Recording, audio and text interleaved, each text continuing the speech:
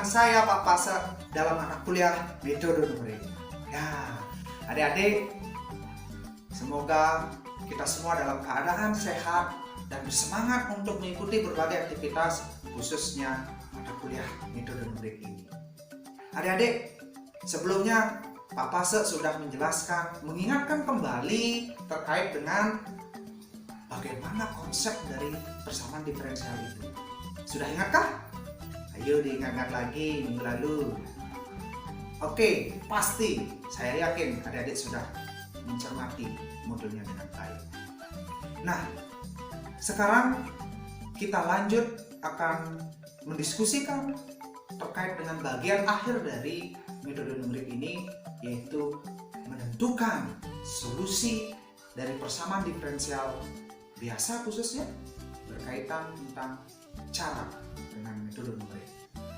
Nah, kalau berbicara metode numerik merupakan pada persamaan diferensial, tentu sangat memegang peranan sangat penting bagi rekayasawan termasuk adik-adik. Kenapa? Karena metode numerik itu akan memberikan bantuan yang sangat luar biasa dalam berbagai permasalahan persamaan diferensial yang tidak bisa diselesaikan secara analitik. Oke, biar tidak berpanjang lebar lagi, mari sekarang kita fokus pada metode-metode apa saja yang bisa digunakan untuk menentukan solusi dari persamaan diferensial secara numerik. Salah satunya yang paling dasar adalah metode Euler. Ya, sekarang adik-adik fokus ke metode Euler. Metode Euler merupakan suatu metode yang levelnya paling sederhana dalam metode-metode numerik untuk menentukan solusi dari persamaan diferensial biasa itu.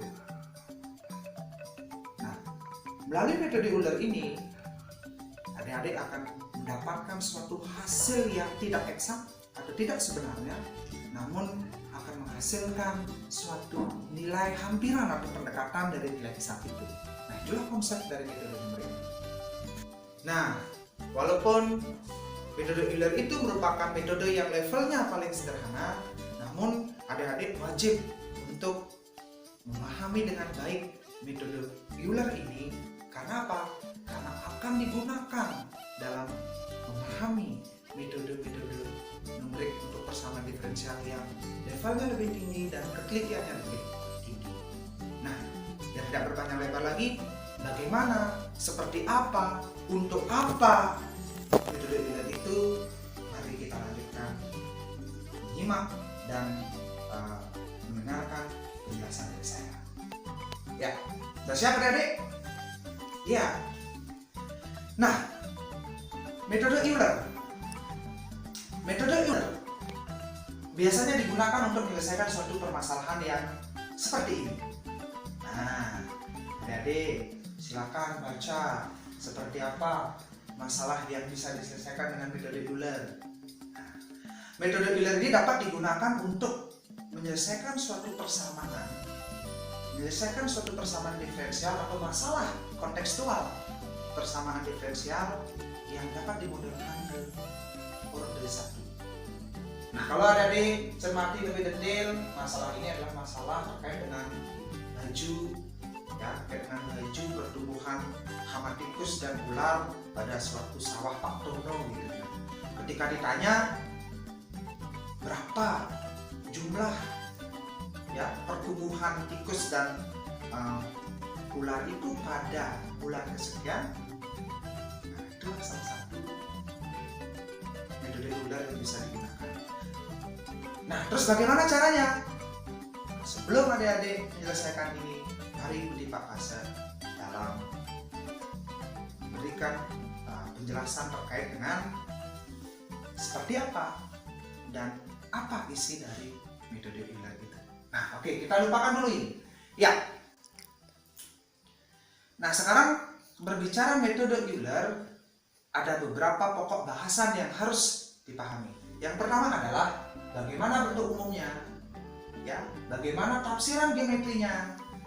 Selanjutnya, bagaimana analisis galatnya. Walaupun levelnya sederhana, kita tentukan aja level galatnya, dan bagaimana menyelesaikan suatu masalah dari masalah kontekstual yang sudah saya berikan di awal.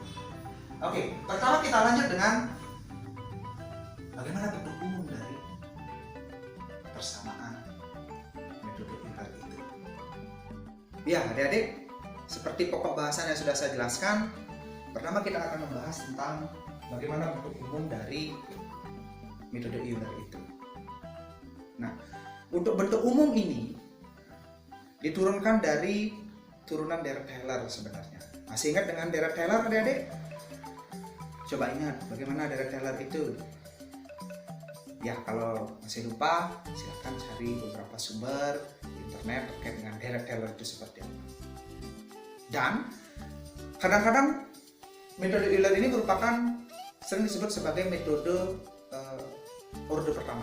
Kenapa? Karena seperti yang saya jelaskan tadi, metode Euler ini merupakan metode yang dapat digunakan untuk masalah PDB orde 1. Nah, langsung saja. Bagaimana menentukan bentuk umumnya? Nah, misalkan diberikan suatu PDB seperti ini.